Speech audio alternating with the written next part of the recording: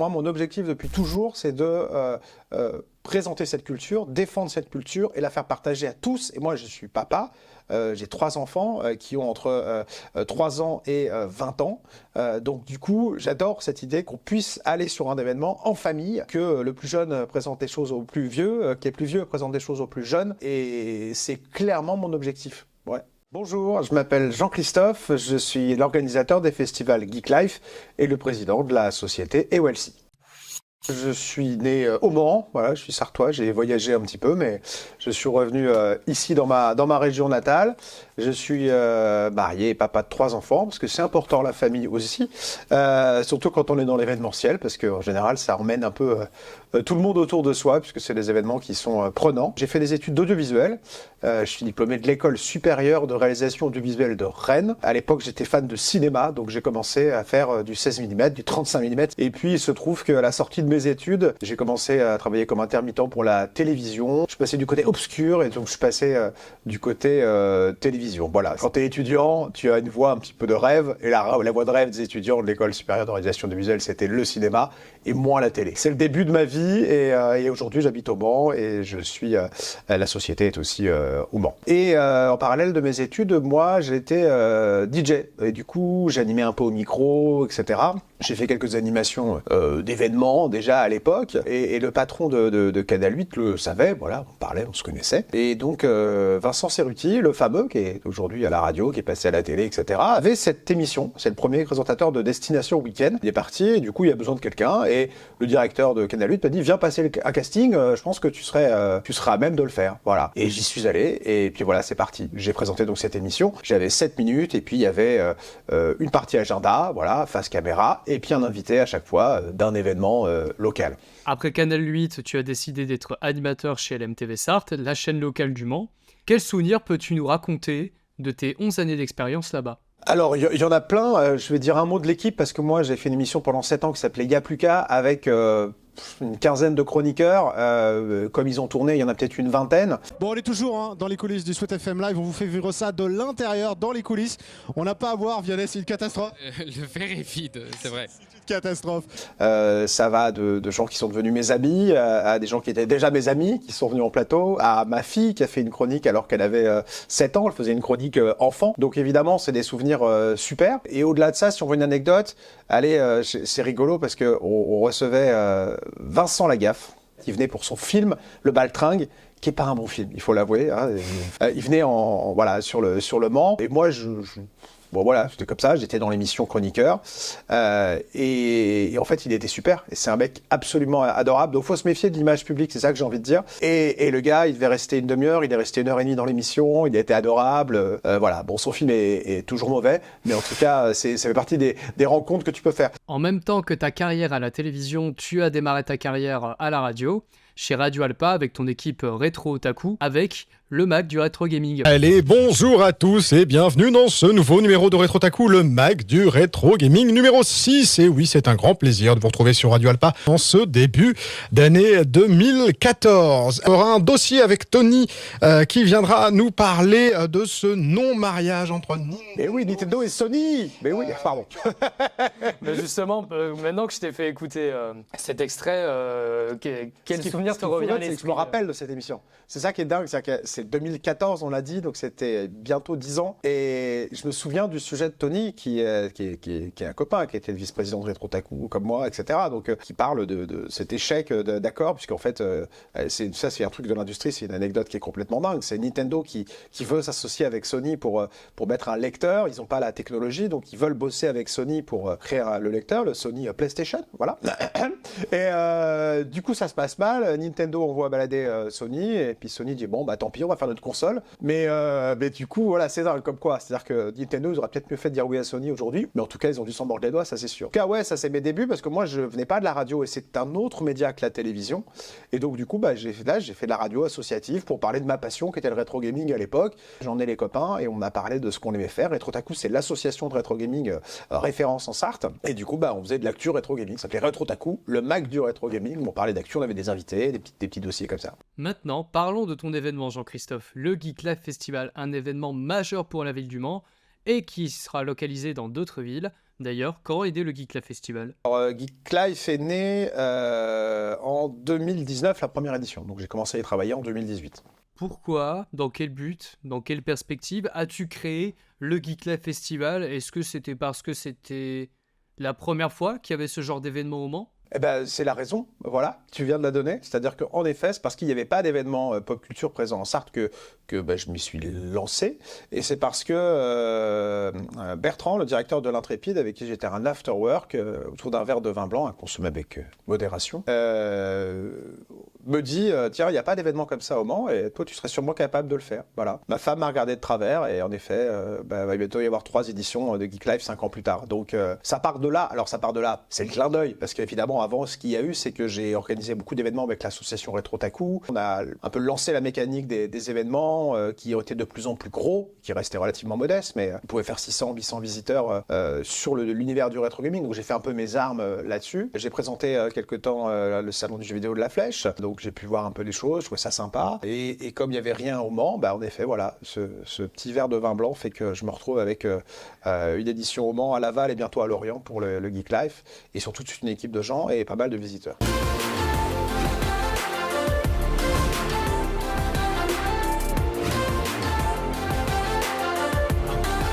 Est-ce que tu peux nous dire comment tu as organisé ta première édition du Geek Life? Là où c'est le plus dingue, s'il n'y avait pas d'événement, c'est qu'il faut se lancer en fait. Et quand tu te lances sur un événement, en fait, quand tu le dimensionnes de cette manière-là, bah, les budgets se dimensionnent assez rapidement. En l'occurrence, le soit d'un lieu comme le Parc Expo ou le Centre Expo, peu importe dans quelle ville, à partir du moment où tu vas commencer à louer ce type de salle, tu en as pour quelques dizaines de milliers d'euros minimum pour le positionner. Donc j'ai hésité au départ en me disant, bah, est-ce que je fais ça dans un gymnase, dans une salle polyvalente, etc., pour prendre moins de risques. Et assez vite, je me suis dit, bah non, parce que si on veut positionner l'événement comme un réel rendez-vous, voilà, tu te dis, bon, on y va. Mais le problème, c'est que c'est quand même beaucoup d'argent. C'est de se dire, va falloir y aller et de prendre le risque. Puisque moi, j'ai créé ma structure, donc créé une SAS qui m'a permis de lancer ce premier événement. J'avais mis quelques milliers d'euros sur la table, 5000 je crois, de mémoire, à moi, de mes économies. Et je suis parti avec ça et je suis allé vendre des stands. Puis rassurez-vous, pour ceux qui veulent faire d'événementiel, gérer toute la programmation, les premiers invités, etc. J'ai eu la chance d'avoir un coup de pouce de Matt, qui est un spécialiste du comics, que je croisais dans l'émission Il n'y a plus qu'à, enfin qui était chroniqueur dans l'émission Il n'y a plus qu'à, que j'avais croisé sur LMTV des années plus tôt, qui m'a permis d'aider à construire, il était consultant comme on dit, voilà. Et il m'a permis à construire la première édition. J'ai regardé beaucoup ce qui se faisait autour, hein. J'ai fait beaucoup de salons, j'ai fait beaucoup d'études de marché, aussi bien pour toute la partie, je dirais, stand commercial, puisqu'il faut en vendre des stands pour pouvoir amortir l'événement, que pour la partie programmation, les invités. Et là, ce qui m'a aidé, c'est mon réseau qui était déjà né. J'ai fait donc des émissions qui s'appellent Ma vie de geek. Et donc, j'avais déjà reçu, je sais pas moi, Julien Chies, Carole Quinten, Nota Bene, David Mourier, Dina, etc. Donc, j'avais un petit réseau de gens, et c'est ce qui m'a permis un peu de flore en gorge, très important. Tu écris et tu édites des livres, c'est pas forcément très geek ça en fait. Pourquoi? Ça dépend du domaine d'activité. C'est vrai que c'est un travail comme un autre, hein, sauf que plutôt que de me contenter de vivre ma vie de geek, je nourris aussi la vie de geek des autres. Ça m'a permis d'avoir ma première amorce, et puis quand il y avait quelqu'un que j'arrivais pas à avoir, d'avoir un peu le contact, parce que c'est une partie qui est difficile, hein, gérer les invités. Alors aujourd'hui moins, parce qu'évidemment quand tu as 3 événements, ils commencent à être rassurés, mais quand on n'a jamais fait un seul, ils peuvent avoir des difficultés à venir. Donc malgré le fait qu'ils soient payés, c'est un boulot. Hein.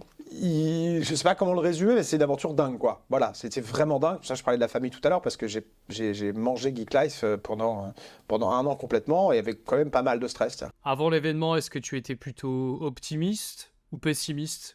Et quels étaient les résultats attendus? C'est difficile de savoir sur un territoire, et là c'est pas une réponse de Normand, combien on va avoir de visiteurs. Là on a eu une très belle surprise à Laval par exemple, sur la première édition on a fait 5500 visiteurs, je m'attendais pas forcément à en faire autant, sur un territoire qui est plus petit que celui du Mans. Mais j'y allais pas au hasard, c'est-à-dire que je savais qu'il y avait 30 000 à faire, mais je savais qu'ils étaient faisables. Donc du coup, et l'événement était équilibré dès la première édition. Moi je savais exactement que c'était jouable par rapport à ce que j'avais vu autour, mais bon... Tant que c'est pas fait, quand c'est toi qui dois faire un chèque à la fin s'il y a un problème, ça fait quand même un peu bizarre. Mais potentiellement, ça devait pouvoir se faire. Ça devait pouvoir passer, et c'est passé. Au fur et à mesure de tes éditions, qu'elles soient au Mans ou à Laval et bientôt à Lorient, quelles sont les différentes leçons que tu as retenues? Il y en a plein, c'est-à-dire que nous on a fait ça d'année en année, c'est-à-dire que avec Matt, que je salue encore parce que il m'a vraiment aidé beaucoup pour créer, faire évoluer ce festival, et bien à chaque fois, à chaque fin d'édition, on se disait qu'est-ce qui a merdé quoi, et qu'est-ce qu'il faut faire pour que ça merde plus. Donc il n'y a pas eu de drame majeur, c'est-à-dire qu'il n'y a jamais eu de trucs tout pourris ou de bad buzz ou de choses comme ça sur les réseaux parce qu'on aurait fait trop n'importe quoi. Mais évidemment, je sais pas moi, les passes VIP améliorées, les files d'attente pour les invités, la fluidité à l'entrée. Enfin, il y a des tonnes de trucs sur lesquels tu te remets en question d'année en année pour arriver comme à une formule aujourd'hui qui est plutôt maîtrisée. Il y a eu aucun bug à Laval, ça s'est super bien passé. Il y a sûrement des choses à revoir encore. Attention, c'est jamais fini, mais je veux dire, on a quand même une formule qui aujourd'hui fonctionne, qui s'est bien exportée. Mais on n'arrêtait pas, en tout cas, de se remettre en question à tous les niveaux. Moi, je veux faire un festival pour les visiteurs, donc il faut écouter les visiteurs, se mettre dans la position du visiteur et pas faire un événement pour soi, mais faire un événement pour les gens qui vont venir le voir. Dans ton événement, est-ce que tu avais un cœur de cible? Oui, et justement, comme on était deux quarantenaires au départ, on avait beaucoup d'invités qui étaient plutôt dans notre univers d'âge et de connaissances. Et donc, on a progressivement migré et on s'est mis des objectifs pour être sûr que chaque génération y trouve son compte. Voilà, donc on a fait des petits tableaux d'invités pour vérifier, de manière très pragmatique, qu'on avait des invités qui vont plaire à toutes les générations. Par exemple, un Sora, par exemple, qui va être adulé par les 12-17, par exemple, que je ne connais pas, ou que je connais peu, mais c'est mon fils qui m'a dit invite Sora. Ça, c'est bien d'ailleurs. Il avait 11 ans à l'époque. Je lui ai dit qui est-ce que tu verrais bien. On a demandé aux gens concernés, si tu veux, qui est-ce qui voulait. Encore une fois, se mettre à la place, c'est pas toujours facile, donc tu peux demander aussi aux gens. Voilà. Et donc, quand on fait venir à Laval le chanteur des génériques des Pokémon, Jean-Marc Anthony Cabella, alors comment on a fait venir Bernard Minet, tu changes de génération. En fait, c'est simple dans le principe, c'est-à-dire bien faire gaffe à ce que écoute quelqu'un qui va plus parler aux quarantenaires et puis après plus aux 20-30 ans, on va dire. Moi, mon objectif depuis toujours, c'est de présenter cette culture, défendre cette culture et la faire partager à tous. Et moi, je suis papa. J'ai 3 enfants qui ont entre 3 ans et 20 ans. Donc du coup, j'adore cette idée qu'on puisse aller sur un événement en famille, que le plus jeune présente des choses au plus vieux, que les plus vieux présentent des choses aux plus jeunes. Et c'est clairement mon objectif. Ouais. Donc oui, on peut le dire que c'est intergénérationnel aujourd'hui. Et c'était clairement une volonté et ça l'est toujours. Quelle serait ta définition d'un événement?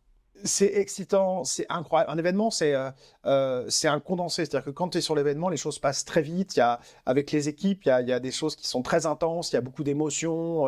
On vit le truc à fond. C'est un peu, je sais pas, comme la télé-réalité, tu vois, pour donner l'exemple, où on voit les gens chialer et s'engueuler là, au bout de 2 jours parce qu'ils sont ensemble. Et tu dis, mais pourquoi? Mais parce que c'est l'événement, tu vois, ça crée un univers. Et l'événementiel, j'ai un peu envie de le comparer à ça. C'est-à-dire que c'est une image. Ça densifie tout. Parce que tu commences le vendredi matin à installer les trucs, puis tu t'arrêtes pas avant. Voilà, tu es tout le temps dans l'événement. Et c'est assez génial. Et en général, on fait plus que sourire que s'engueuler. Mais il peut y avoir des difficultés, il peut y avoir des choses. L'année dernière, il y avait trop de monde. On a dû fermer, on a changé la sortie au dernier moment. Enfin, et heureusement, j'ai une équipe incroyable. Donc je les salue parce que c'est juste génial d'avoir des gens qui viennent tous les ans bosser avec moi sur ça. Un petit mot pour la fin? On sera heureux de vous faire participer. N'hésitez pas à aller vers les organisateurs d'événements. Là, moi, j'ai le plaisir d'embaucher une jeune fille qui a 20 ans et qui va venir découvrir tout ça. N'hésitez pas à aller voir les sociétés d'événementiel. Il y en a pas mal au Mans, il y en a pas mal dans la région si vous voulez pas trop bouger. Et il faut aller sur le terrain pour apprendre ce métier. Et aussi de s'abonner aux différents comptes des réseaux sociaux de notre agence Communique aussi. Évidemment, je vais le faire de ce pas, je ne l'ai pas encore fait. Mon Dieu, c'est pas bien.